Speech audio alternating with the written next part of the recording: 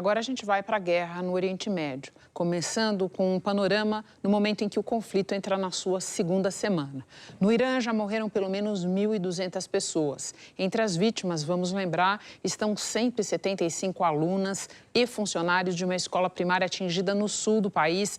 Esse é aquele caso que está com os Estados Unidos no centro das suspeitas de terem sido eles os autores do ataque. No Líbano, alvo de operações de Israel, o número de mortos vai se aproximando de 400. Do lado israelense, são 2 soldados e 11 civis, enquanto os Estados Unidos confirmaram até aqui a morte de 7 militares. Agora, o conflito entra numa fase em que os ataques não são mais só contra instalações de infraestrutura de energia, como petróleo, por exemplo. Agora, eles estão atingindo também infraestrutura essencial de serviços na região. No sábado, o Irã acusou os Estados Unidos de atingirem uma usina de dessalinização na ilha de Qeshm, que teria comprometido o abastecimento de água para cerca de 30 comunidades. No domingo, foi a vez de o Bahrein afirmar que uma instalação do mesmo tipo foi danificada por um ataque do Irã. Só que o fornecimento de água por ali continua normal. Em outra frente, desde a noite de domingo, o Irã disparou contra instalações de petróleo na Arábia Saudita, Bahrein e Emirados Árabes Unidos. As imagens mostram aqui um incêndio na principal refinaria do Bahrein atingida nesta segunda-feira. Foi um contra-ataque do Irã ao bombardeio de Israel que atingiu depósitos de combustíveis e instalações logísticas perto de Teherã no fim de semana. Você deve lembrar que imagens muito grandes de incêndio. Agora à noite, Israel voltou a mirar alvos no Irã. Ao vivo de Nova York, o Jorge Pontual traz mais informações para a gente. Boa noite, Pontual. Boa noite, Renata. Boa noite a todos. Já é manhã de terça-feira no Oriente Médio. Durante a madrugada em Israel, as sirenes de alerta soaram em várias cidades, em meio a novos ataques com mísseis do Irã. As forças de defesa israelenses revidaram contra a capital, Teherã, e disseram ter atingido um lançador de mísseis. No Bahrein, o Ministério do Interior informou agora há pouco que um ataque iraniano contra a capital, Manama, atingiu um prédio residencial, matando ao menos uma pessoa.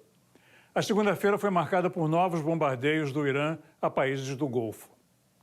As imagens de Teherã se repetem dia após dia. Caixões cobertos com a bandeira iraniana são carregados em meio a flores e fotografias. Nesta segunda-feira, o Ministério das Relações Exteriores do Irã disse que o país não vai negociar enquanto estiver sob ataque. As forças de defesa israelenses também apertaram o cerco contra o grupo terrorista Hezbollah, no vizinho Líbano. Essas imagens foram registradas ao sul, próximo à fronteira com Israel. É por lá que a ofensiva terrestre ganha força. Na capital Beirute e nos arredores, os intensos bombardeios provocaram destruição. Os ataques teriam como alvo posições do Hezbollah. Desde o início da ofensiva, mais de 480 pessoas já morreram e outras 600 mil foram deslocadas no Líbano. Hoje, o Irã voltou a revidar contra Israel e aliados americanos no Golfo. As sirenes soaram em Tel Aviv e Haifa. No Bahrein, um drone deixou civis feridos e atingiu uma refinaria de petróleo. O Catar divulgou imagens de mísseis e drones sendo interceptados no céu do país. E pela segunda vez em uma semana, um míssil balístico iraniano foi abatido por forças da OTAN no espaço aéreo da Turquia. O presidente Recep Tayyip Erdogan voltou a alertar o Irã contra o que chamou de provocação, mas disse que pretende manter a Turquia fora da guerra. Pontual, me espera um pouquinho, a gente já retoma a conversa. A gente continua em Nova York, dessa vez para falar com o Guga Chakra. Guga, boa noite para você. A gente ainda vai falar de petróleo nesta edição, mas com você eu quero saber de um outro líquido precioso, água de bebê, que no Oriente Médio vem quase toda dessas usinas de dessalinização que a gente viu, eu acabei de mostrar no mapa, agora começam a ser atacadas na guerra. Bom, boa noite, Renata, boa noite a todos, especialmente nas nações do Golfo Pérsico. Catar, praticamente, toda a água vem de dessalinização. Kuwait também, os Emirados Árabes Unidos, embora numa escala um pouco menor que do Catar, a Arábia Saudita, a Bahrein, eles dependem muito dessas usinas. São lugares que cresceram bastante ao longo das últimas décadas, né? Ganhando milhões de habitantes, especialmente expatriados, então eles dependem dessa dessalinização, dessa tecnologia. E o Irã está buscando atingir justamente esses alvos para crescer a pressão sobre esses países para que eles, por sua vez, pressionem o presidente Trump a interromper o conflito. Por outro lado, Israel também tem atacado usinas de dessalinização no Irã. O Irã que já enfrentava um problema grave de falta d'água, Renata.